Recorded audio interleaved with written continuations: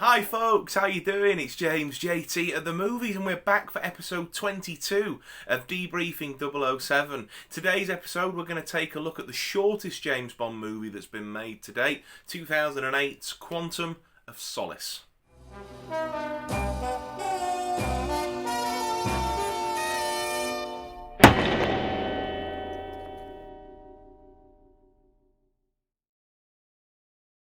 Quantum of Solace was released in 2008 and is the last time in recent history that Bond has kept up to his traditional 2-year gap between films. Hot off the success of Casino Royale in 2006, the producers immediately began work on the first direct sequel ever in the franchise. This film literally picks up minutes after Casino Royale ends. And I really like that. It's something that they hadn't done before, as I say, and I think that it works quite well, this film, as a coda to Casino Royale, even if this film isn't as strong of a film as its predecessor. In this film, Mark Foster takes over the directing duties, and whilst he does an okay job, I don't really think that his style of directing lends itself that well to James Bond. This film is very obviously heavily influenced by not only art house films, but also contemporary spy movies of the time, like the Jason Bourne movies, and the two things just don't seem to mix very well. In a lot of the action-packed scenes and the fight scenes, there's a lot of shaky cam going on, there's a lot of quick cuts, so that sometimes you can't even work out what's going on. A case in point that I would mention is the scene where M and Bond are interrogating Mr. White, and it's revealed that one of M's bodyguards is actually a quantum agent. There's so much confusion in that scene that I was actually thinking that Emma had got shot the first time I watched it, and it was only really in the next scene where she's in London sort of going through the whole debriefing with her tech team that I realised that actually she was okay. And like I say, a lot of that quick editing and fast-paced stuff in this film that doesn't really add anything to it. That being said, I will say that I really like how the opera scene is edited together, and there's a lot of quick cuts and fast edits and things in that, and I do think that the opera scene feels really lifted out of classic Bond. For me, this film suffers a little bit for being almost a little bit boring in parts. Now, I do like Quantum of Solace. I really do actually enjoy this film, but there are parts of it where you just think, really, that's the big plan, and really, this guy's the bad guy, and this is the story that we're going for. And there are so many things that they could have lent into that they didn't do, and the things that they did choose to lean into aren't really James Bond. And it kind of suffers for me the same way that Living Daylights suffers, is in that the villains are quite forgettable, and because they are sort of real world-esque villains, and you could find corrupt utility barons like Green, and obviously exiled generals like Medrano. Sort of that sort of villainy doesn't always work in the context of James Bond. I know things like Franz Sanchez or even Max Zorin to a degree, and Goldfinger can work where they're sort of exaggerated versions of something that could happen in the real world. But when they're just out and out sort of, like double agents or corrupt generals like Living Daylights or like this, I don't know, it just doesn't really sort of work as well as it could do. And especially coming off the back of Casino Royale as well, which is obviously such a superb film. Even though there was a quick turnaround with this film, like I say, it is the last film in recent history to be released within a 2-year gap of its predecessor, had quite a troubled production. There was actually a writer's strike in America at the time which stopped the writers of the film from being able to complete a final draft, and sometimes Daniel Craig and Mark Foster were finding themselves shooting scenes that hadn't been fully written. Daniel Craig has even been quoted as saying that there are parts of this film that he wrote, and to quote him, he's no writer. Well, I think he did an admirable job, really, because the story is largely cohesive, and we do get from point A to point B and sort of understand the journey that it's gone on. Originally, Mr. White had a bigger role in the film, and he was going to be revealed, I should think, probably as more of a Blofeld-type character, because at the time the series didn't have the rights to use Spectre again. The legal battles were still ongoing with that while this film was being written and made. So they decided to come up with a new organisation for a new era, which was Quantum, and then obviously in Spectre they then retconned that Quantum is basically an offshoot that was dealing with the whole Tierra project thing at that time, but Spectre is the big bad, if that makes sense, sort of thing. Mr. White had a bigger arc, and the final scene of the film was going to echo that of the opening scene of Casino Royale, where Bond was going to meet up with Mr. White at the end of the film and finally kill him, and that would have been the gun barrel at the end of the film. They went with a different ending, and I am a huge fan of the ending shot of this film. I know that the gun barrel belongs at the start of the film, and whilst I don't mind it at the end of the film in this one and in Skyfall to a degree, and we'll talk more about why I don't mind it in Skyfall, I'm really glad that Spectre onwards, and it's seeming that No Time to Die is also going to have the barrel at the start, that it's back where it belongs. But like I say, that all being said, I don't mind the ending with this Bond walking away in the snow and then the fanfare coming up as the dots come across the screen. Let's talk a little bit about the plot, shall we? The film, as I mentioned just before, opens moments after Casino Royale ended. Again, there's no gun barrel sequence at the start of the film, and we are thrown with some dramatic music straight into a car chase, with Bond escaping Mr. White's house on the lake, and he's driving towards the MI6 safe house in Siena. Mr. White's agents are trailing Bond, and it's a really, really electrifying and exciting car chase. But it does have a lot of that quick editing going on that I mentioned before, and there's a lot of fast cuts and jump cuts and things like that. But I do think that it works well in the context of that scene. Bond finally manages to evade all of Mr. White's agents and makes it back to the safe house, which is where we jump into this film's title sequence. The title sequence is not designed this time by Daniel Kleinman, but is designed by effects company MK12. And it doesn't have the same vibe and feel of the classic series. Obviously, Kleinman had worked under Maurice Binder, the gentleman who'd made the first 16 Bond title sequences, and then Kleinman had taken over from GoldenEye onwards, and it really sort of lacked the finesse and the sort of style, if you like, that the Kleinman and Binder title sequences had. And the song, as I mentioned in my Die Another Day review, is not to my taste, and I don't think that it was one that was received well commercially or critically at the time as well. It's Jack White and Alicia Keys, and that seems like a really bizarre combination of artists. And to me, the song feels like, at least musically, a bit of a rip-off of the previous song, You Know My Name, with the guitar riff largely sort of emulating that. David Arnold, so far as I'm aware, doesn't have a writing credit on this song, so it just feels a little bit sort of cheap for me. And sorry to anybody out there that likes that song, and hope you enjoy it, but it just wasn't for me and didn't really feel like a Bond song. It's not one that's aged well either for me. Out of the pre-title sequence, we then go into an interrogation scene with Bond, with M, and with Mr. White. And it's in the dingy basement of the MI6 safe house that they're in. And Judi Dench is fantastic again as M. I'm really, really glad that they decided to keep her over from the classic era series into the soft reboot with Daniel Craig, as I can't think of anybody else that would have played a brilliant M, apart from obviously Ralph Fiennes that we get in Skyfall and Quantum of Solace going forward. But I do like that she's carried over, as she's too good not to use. M's interrogating M about the mysterious organisation Quantum, and we get a really cool scene where Mr. White turns around and goes, well, the first thing that you should know about us is that we have people everywhere. It's at that point that M's bodyguard turns round, shoots one of the other agents in the room, tries to shoot M, and then makes his escape. Bond gives chase, and there's the first of many action pieces in this film where they're chasing each other and firing, at each other in the sort of the ruins and the construction site of an old Italian building. This is all set against the backdrop of a horse race that's going on in the local square, and that's kind of what I mean with it feeling a bit arty and things like that. Some of the shots that are used and the title cards and the fact that we've got a fight scene that's been intercut with a horse race and things like that, it all just feels a little bit out of place in Bond. But ultimately Bond ends up killing Mitchell, the bodyguard, before he can question him further, and M's not too pleased about that. That becomes a bit of a theme in this film.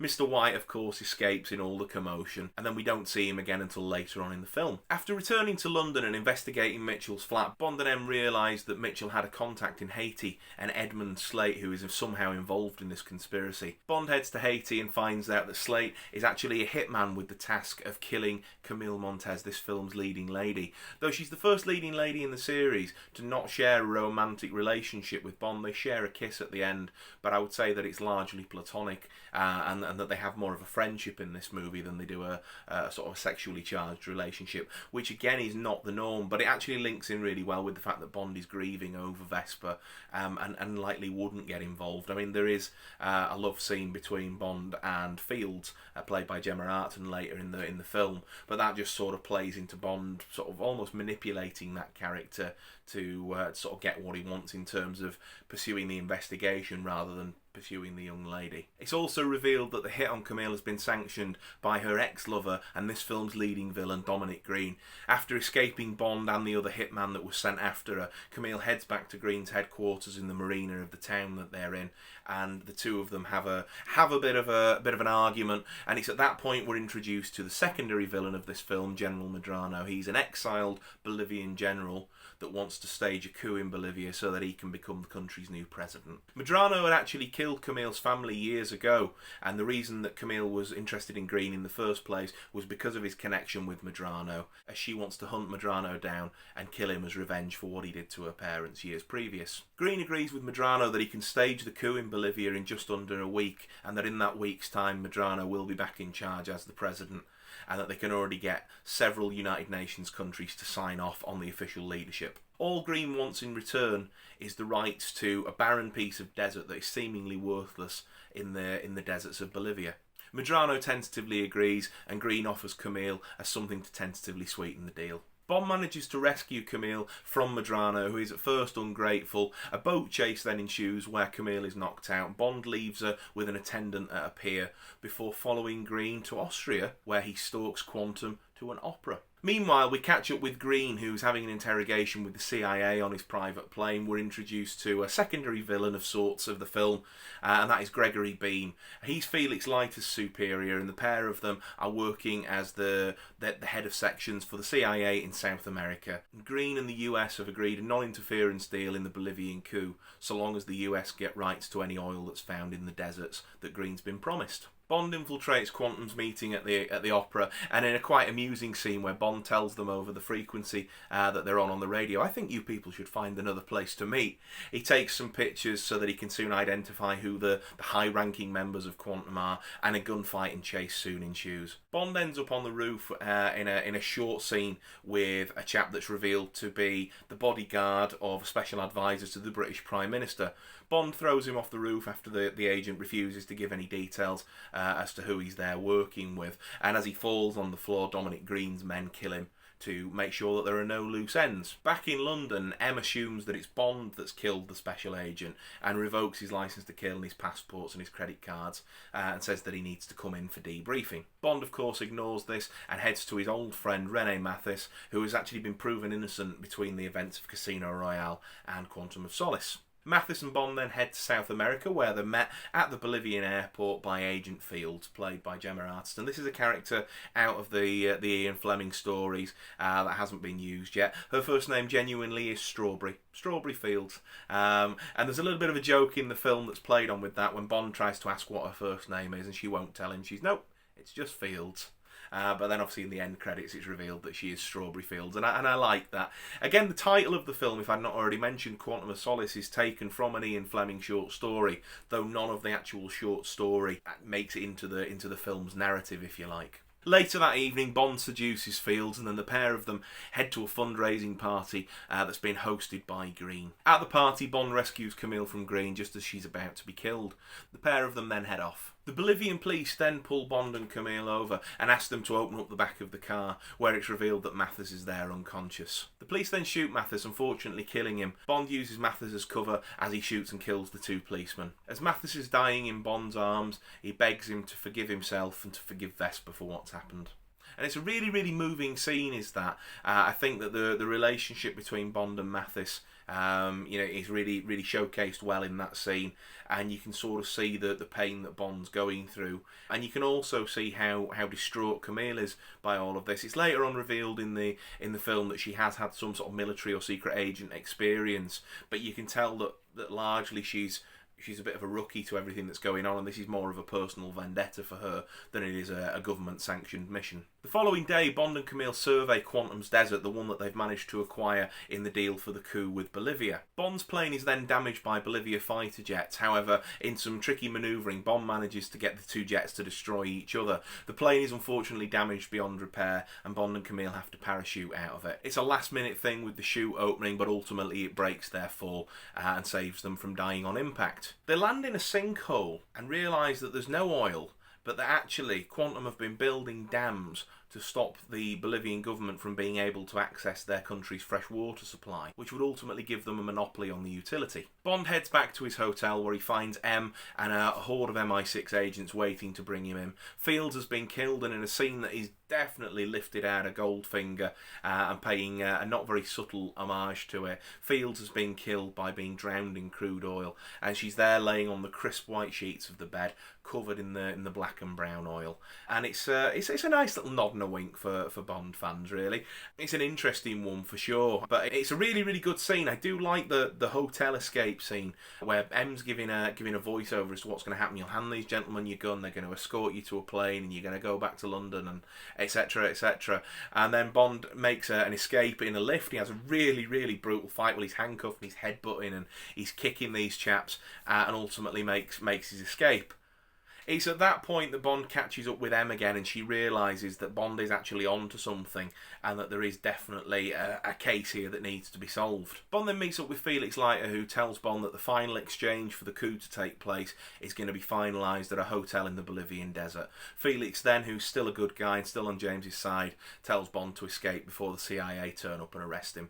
It's at that point, obviously, that the CIA break in, but Bond's managed to make his escape. At the hotel, Green blackmails Medrano into signing a contract that does give Quantum the monopoly on the water utility in Bolivia. At first, Medrano doesn't want to sign, but then Green reassures him that he will be killed and that his willing replacement will be put in again in just as quick succession as Medrano's taken over the lead of the country. Medrano ultimately signs and isn't very happy about it and storms out of the meeting.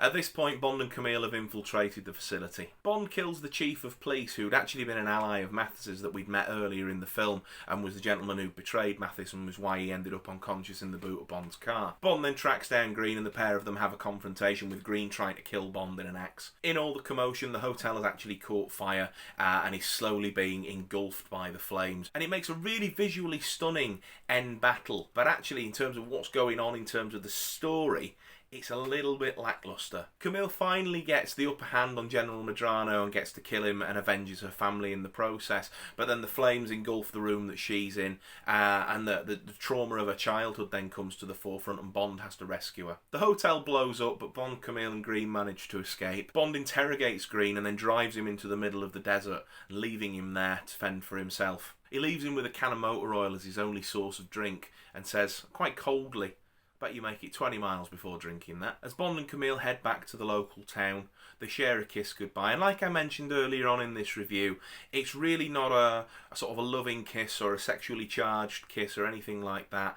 It's two people that have been through a really emotional and bonding experience together, sort of a thing, and you can tell that they're never going to be romantically involved again, and it's really her just wishing him well. She says that she hopes that he can one day conquer his demons. We then come to the final scene of the film, which is a scene I absolutely love. Now, it wasn't the original ending of the film. The original ending of the film, as I mentioned earlier in this review, was Bond catching up with Mr. White again and finally putting an end to his story. But they ultimately decided that they were going to leave that open and potentially bring him back as a villain for future instalments, which obviously they do in Spectre.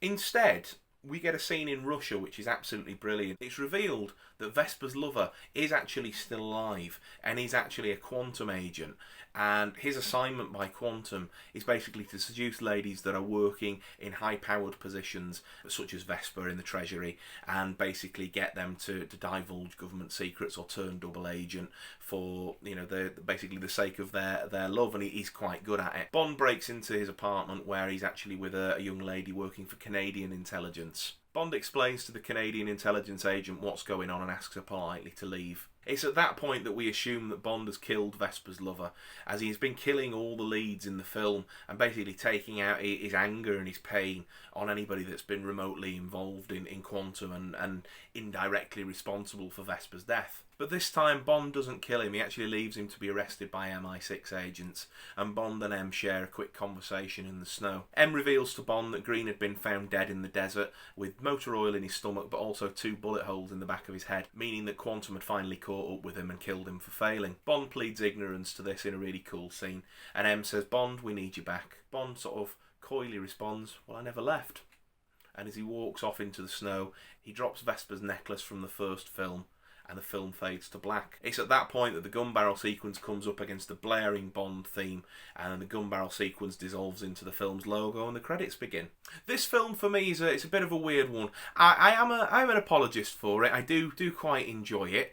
This most recent rewatch, however, though, I found it a little bit tedious, and I actually put something on Twitter to the effect of that with it being the shortest Bond film at only, I think, just shy of 100 minutes, it's an impressive feat that it managed to feel like it's dragging. And I don't know whether that's just because I've, when I've watched it recently, I've had quite a few long days and maybe wasn't sort of, as mentally prepared for it as I have been other times. There's been other times where I've been absolutely desperate to put this film on and had an absolute ball with it and gone, oh yeah, brilliant, absolutely love it. And I suppose all Bond fans will probably do that to a degree. You'll get a sort of a hankering to put one of them on and sort of need to scratch that itch sort of thing.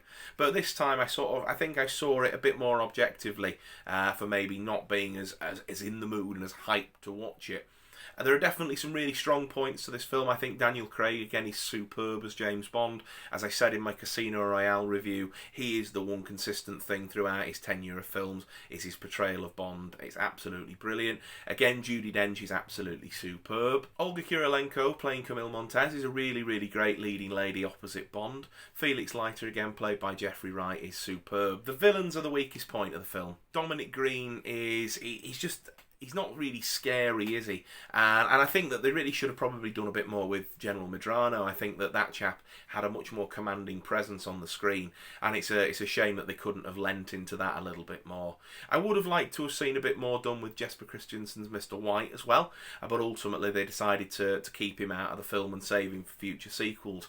I did like what they did with him in Spectre, and I'll come to that when I talk about Spectre in a later video. But yeah, it would have been interesting to see him have more to do in this film. So to summarise my thoughts, on the whole I quite like it, though you can tell in parts that it's a little bit disjointed and that people have had to pull double shifts on doing the writing and things like that. You can tell some of the dialogue's a bit clunky. Mark Foster, again, he does an okay job, but he's a little bit like Lee Tamahori for me, where he's not really the right man for the job.